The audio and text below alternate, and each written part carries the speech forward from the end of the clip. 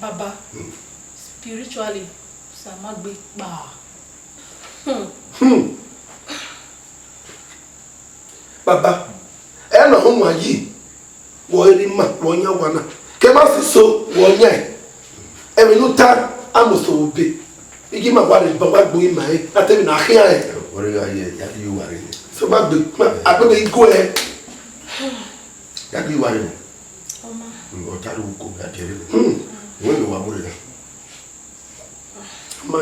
Samagbe. Elele enwanyo. Sapa so fulejo.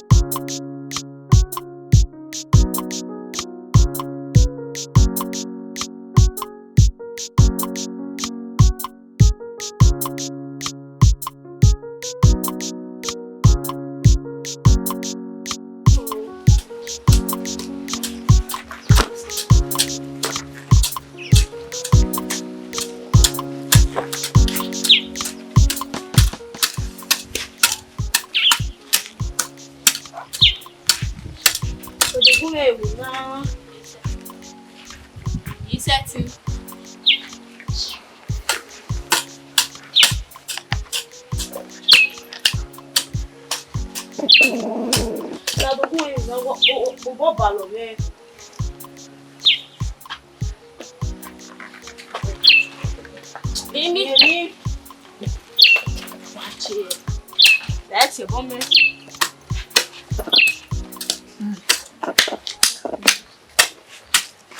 Hey, Matia. Ma call you lab. Hey, I call you. Samagbe. Ma. Oh. Otwore. Hey. Otwore say bye home. Why are we? Why are we? Call me. What is that? What are we? Let's put in a bathroom. I am not the one now. Hey. Call you. If you're wearing you walk where you are like that. No way. No way. Call you. What's here? No. Samagbe. Oh. Why call manager ma? Call you. What manager ma? Eti ade no puso no puso. Ah, yes, it really. What's on our area switching? That's a young man who have no why. I don't know what you about there. Guy, a boat where one who have the only boat. I would have sitting.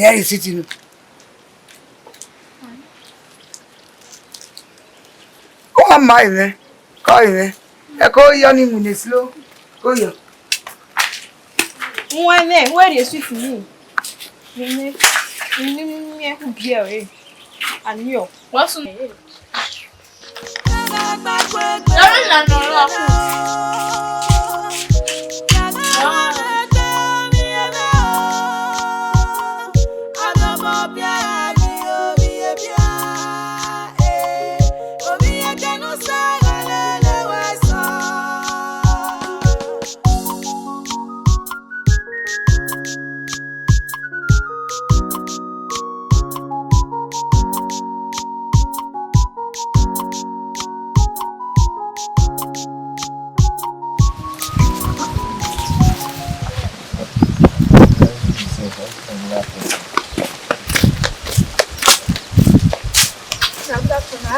Sharp.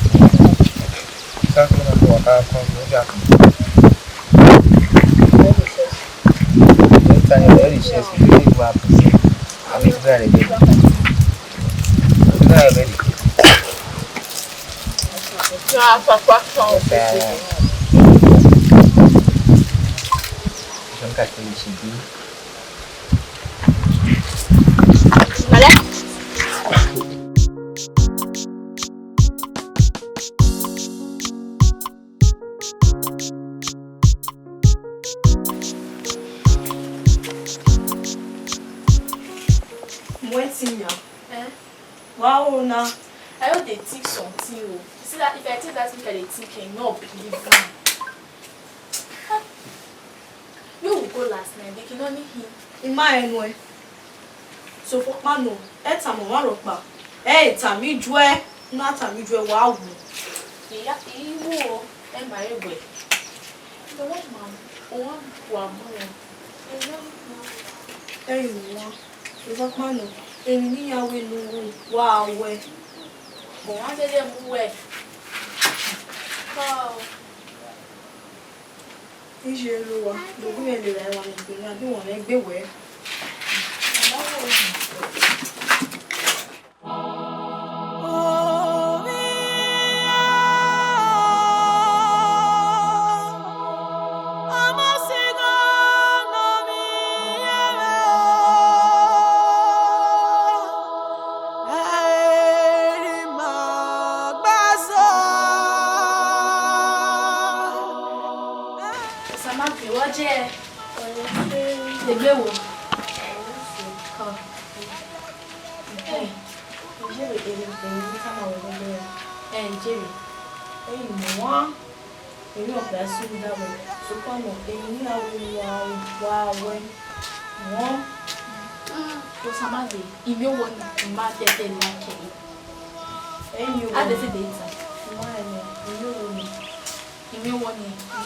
I don't go to town. Go eat on the first.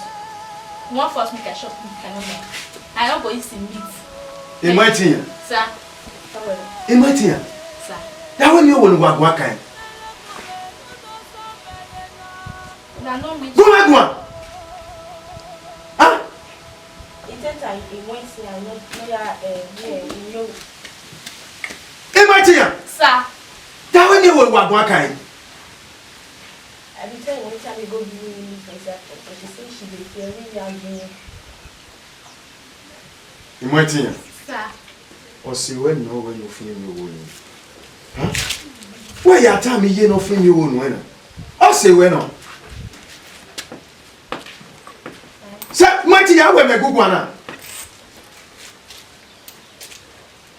Mama. My team. In my team. Sir. Well, we not film you. Would you give us? What? Get. Go yo.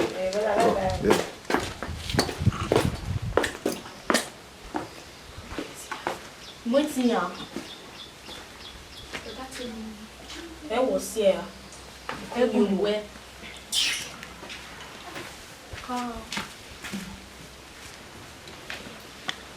You. Hey, huh? What's in my bar?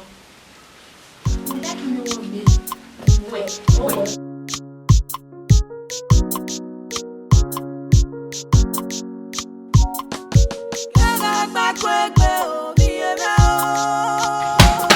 Iowa.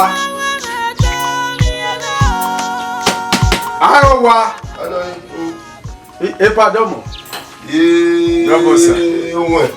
Domo. Epa. Wewe babo. Domo. Fu obo. Eri oyi. Me babo ami o ma mi wa me babo. Eri ono ohun no salobo abi mai no. Fu egbe. Domo. O tere wo. Ero wa ya kinkin we, be kenya agbara we. Domo sa. Yo. Wa fu egbe. Eji are ba amaro sa agbaru. Wa mwe kwa fe. Ni babo ya de we fi awu. area one no area one but Osalubwa will go into the war and preach the gospel eri me ya preacher or remember him preaching on man preach ori ye kai agu amagu mu we gwa mu we ri egwa fe igwa ami ade fo a igwa agbe o yo egbe ra won do mo sa yo ya ho wa vana Osalubwa ke ni gie ni oya ne gati o no ko mami osi wa mi wari bosi osi me mo bosi de osi be yo apa kan wa ye osi ama we amo e bosi no pa kan wa ye we e ko ka bosi ma ba de ma ba danyo ma de ida you wa ye o you wa fu o da na da we be pa do ni me now the spirit of God spoke to me mami Osalubwa ga tell me I mo what are you ma oriye mami 1 ode gbeta mami 2 ota mami 3 times you know we had me uma ire nwa wori oya me dogu ego baba wa isuo wa o ya o esi itama we o se tomo se tomo we ya ti de ni we pa do ka ma we ni we bo se o so le bo wa pe ba bi opun we ade ya no ga yo e antime a we utu e ama egi sema ama o nwe sema o he atie ni owe owo nwe de ba yo de oge yo we se tomo sa tomo o we no pe a ora de va wo awa gbon wo de afefe o me so ba mi o mi no dogun egwa we me ba ni me ba se o se me ngba me me si do se kia ora de va wo a kuwe ke to me ri wa so pa wa o wa ba bu e bu le we ku de ri ba e ba bo mo fu afere le do ya fere kia ma ya yi me fere ya we ba bo wo sa ba mi mi ani ni we me do mi na mo ri o no ta yi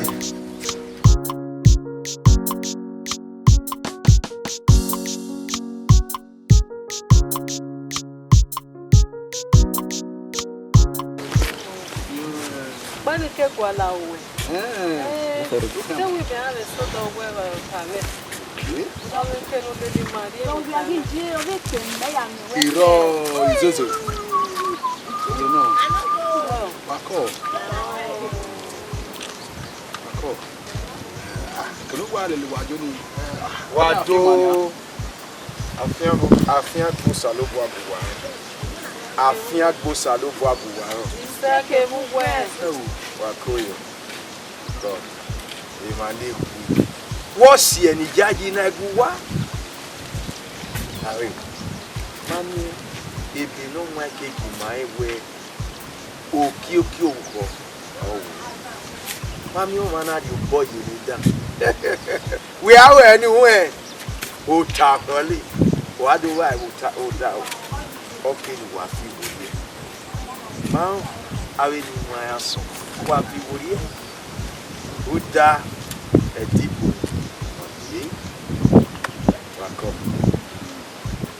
opo no na ma do ka itamu wa ne o wa ma ya me bo na itamu wa oyo wa ne no basisi oge la o de ma ni just o ta ne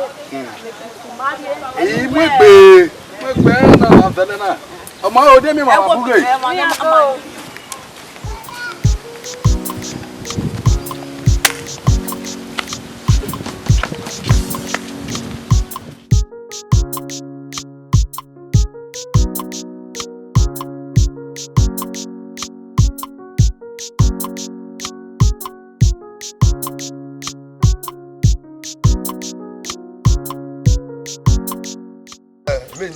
message.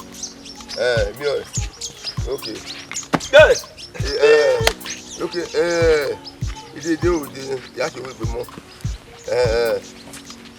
Ọmọ mi won ni ya worry that okay. Ọmọ tí ó gbé ta. Ya ti we. Ọmọ yẹn nu ga de. O subo ya ri ya go. Okay. Yo Osalubwa me. Working How we metete me we was so gbogbo. Hey we waje we ma me go we Makes it a dear man can wait by me for. What I tell you, walking out of my back. I tell you, who do well, you may feel going to make it. Very much so. It at 12 hours, and maybe I'm a baby. Lani, who do well, you may feel going. If I go away with the mammy, it will remote. I will meet it. Oh, do me. What? I will wait so go warrior when it ever do now. La repouille là, on a question. Il connaît moi qui prend on y a mis, on avait rien. Il va mis on avait rien. So make erreur de auto me a mis au wa. Eh bien. Wa we aka be No die. Okay. Wa me ya ke va de dio. Me a pou ya ju wa. De o ko pa na we gba fi a igiri ga we gba. U ka be. Yo. Ko yo ya ta ba o iye o ma we no ma gbade bore aye han we di go be ari ata me pe na mi asido na sada wo worry ko sa Jesu okay okay me akpade wo wa okay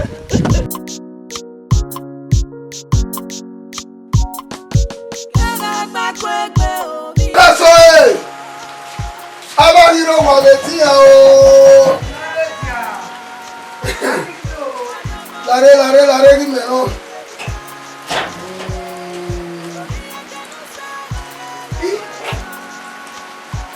Koyo. Beti aye. No. Siga ke. Kudo ire. Ire. Ai tuta. Look out. Awa wo. Obiye. Siagari. No, we are not over there.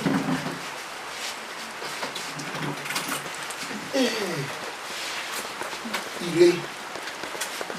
You know, we can have your answer a day coming. Obukani Murieri, Bino Yami, Bino Yaka, Ojo, or Kaojo, give me. Ojo di rami. Keki de Obukana woni. Bino mana de ri ni dia ya duwe. Olobo. Bebe se ri. Obo eni. Oge kina de ri ni dia yiri. Obukani.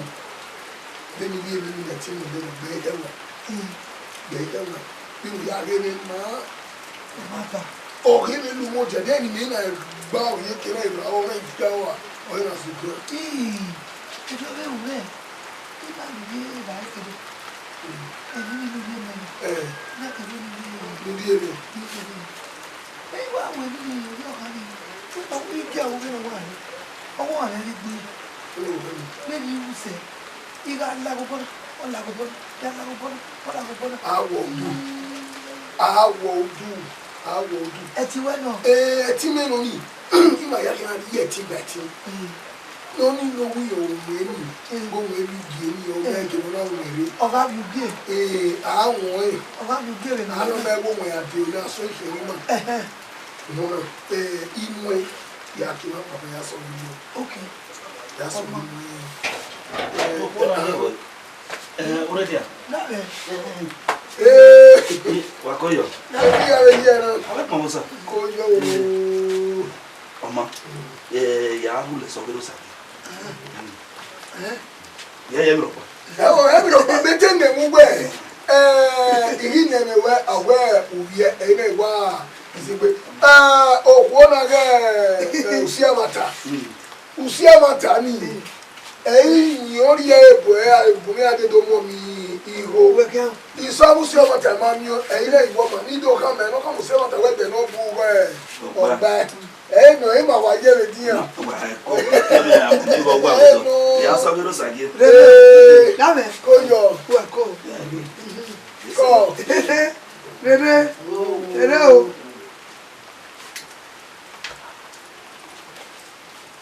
N bá wọ bí ẹ tún bẹ wọ bí ẹ. Ìdè wọ bí ẹ ẹ wà ní lásìkò. Even your papa, you can't go in a not really be a na ya ihe ogwa popemu no ah ya ke ogwa popemu o kini kim we ri awu o ga de do ba we o ye ko mo pe wa ogwa popemu wa no be ri pure e o ni o ko le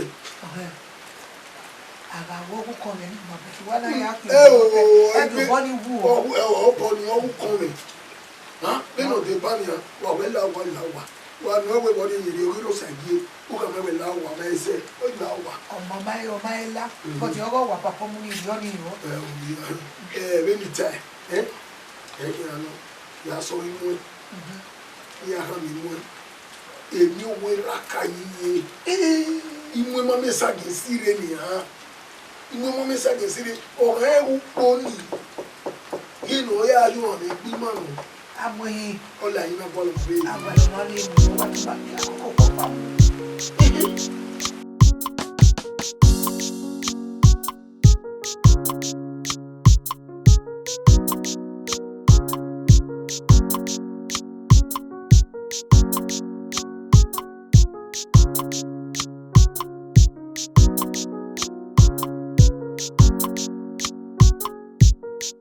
yewa ete jana bi emi ora no weda wo aji mu na we na na ne ami ni wa go se o de wona ki babo wa gogo be ama wo no we emi ni wa wona emi ya we wo fun baba baba ya we fun ba won no nesi to do e ba e no kago to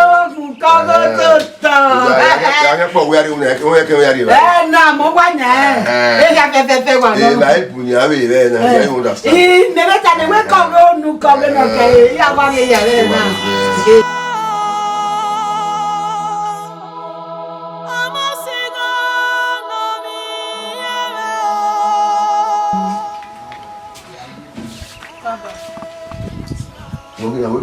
awe wa gbogbo Nina ka teme ni hiri. Odu e ma ve me ye.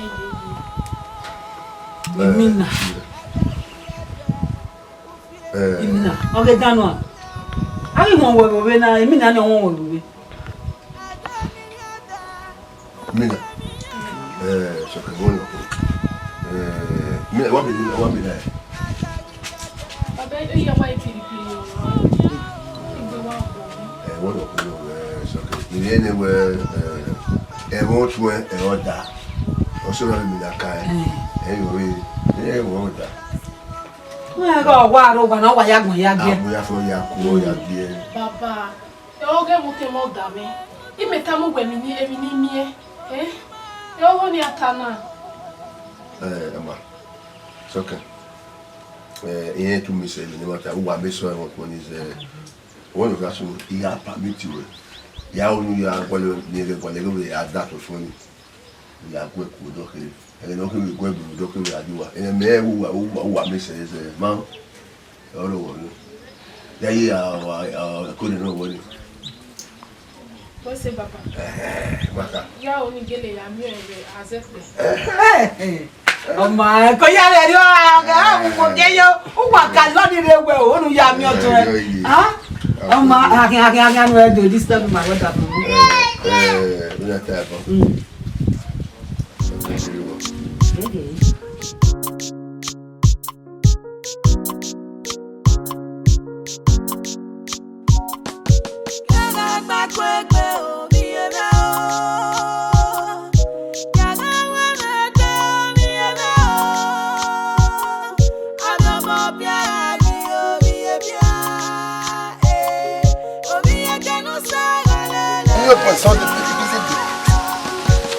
Okay, mother wa ma batu ọmọdé ọfẹlẹlẹ o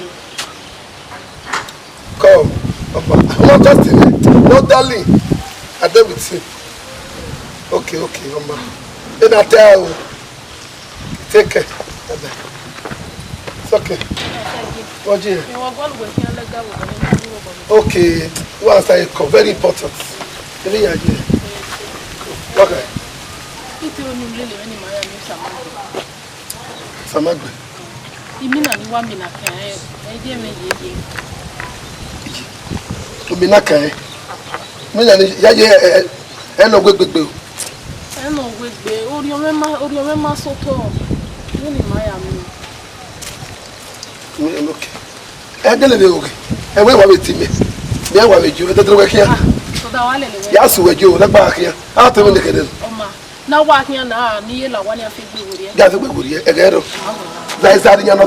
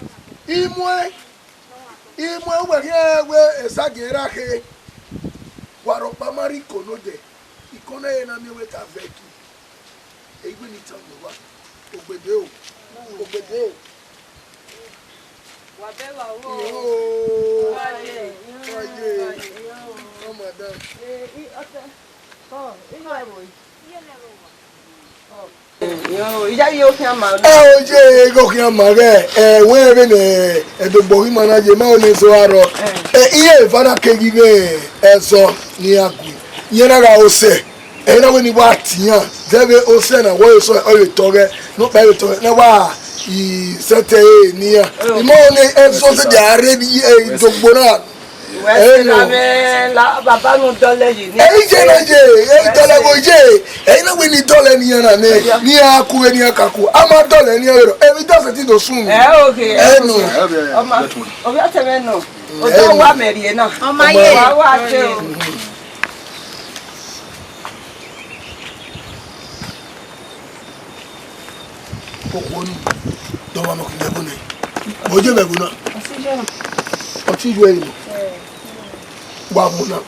Wabuna.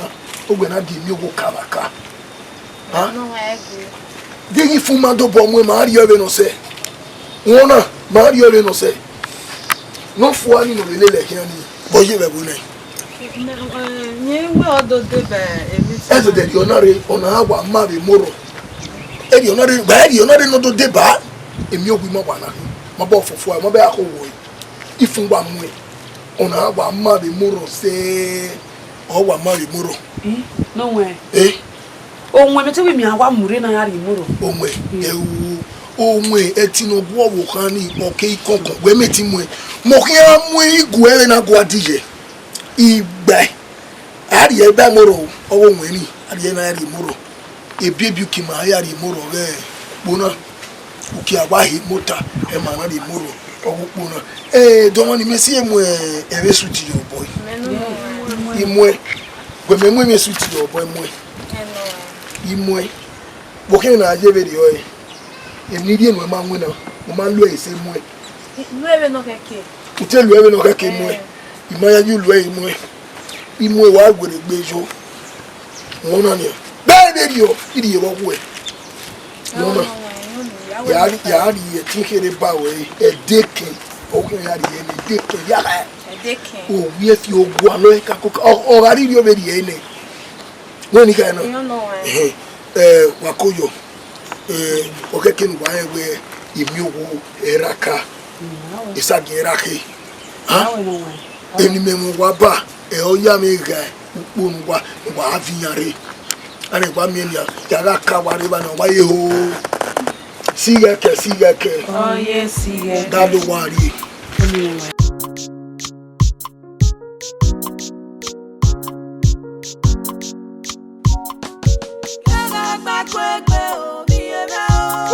Mena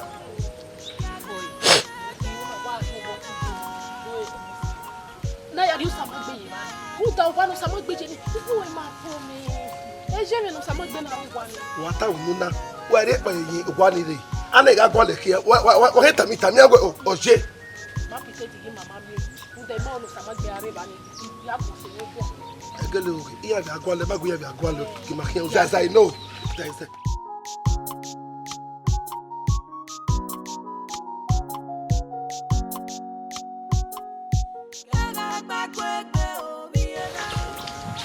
Arawa. Iyerawa. Kaje. Samagbe.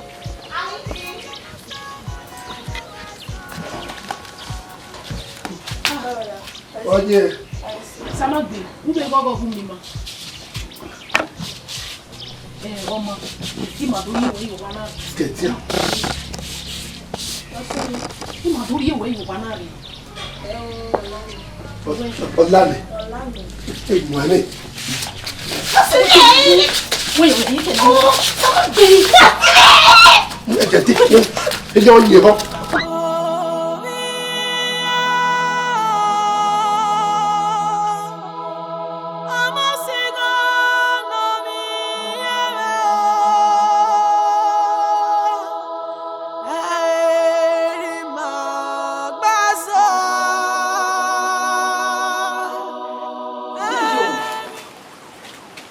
Sage kwa me ko sage na to gumego.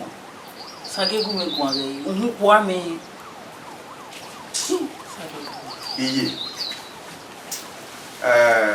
Emata ni usalobu apa onya eti sofo. Muda mami osagi. Etori sagi ga temi emata ware emata. Gumego a. Oe. Èèyàn pàlì mẹ́ni ẹ̀wọ̀ sàlùpà pa àgẹ̀rì tùtì lọ́mí àsọ fún No, I mean society baba. Where we are little bit now. A little. Kàkàbọ́lì.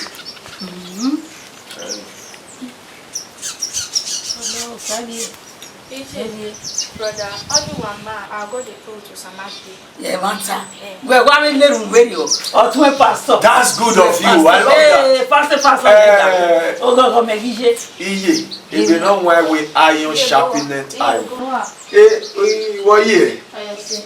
Where now from the come? We come from Mama Uwadiae. Mama Uwadiae, okay. I hope you go pray with them, sha. Yes, sir. That's good, that's good. I love that. Where get the bekala ya pasi when I'm there video. Oh ya kunya kulelo here. Iye, mami, when you have a so dolly, we are going to be oh, we ma video. Right. See, men are we ready for church, na church we dey go so. Iye, ya we na mo gbe church. Na ri o gba. Yeah, me ajo on the church on the Mami, when the situation ye na okay na ya name. I am your pa no salobo I said to you. Koi. Where do we do? But I go here. Yeah, go sir. We gbe church na. I church me dey bo here ya ge na brother. I go sir. Go brother. Me maka mu wewe na ma agi church. Oh, boy, important boy ya wa watch you na set this here ba me boy get this NSF.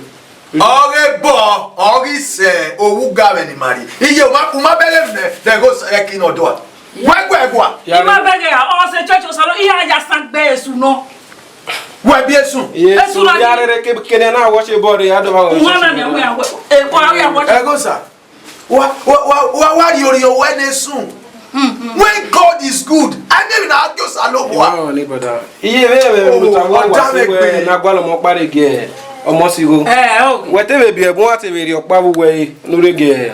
Omo si go. Yeah, me ari gwe ge ni a me ari gwe ge. O me pologbe na jogun awon je. Pologbe na jogun ade. Pologbe na je. Yeah, me pologbe a. Ibi na wo ma ya wo na wo. E kana ba de ni jogun ade ni yo sebo. Ije, oma, we ya mu ebu.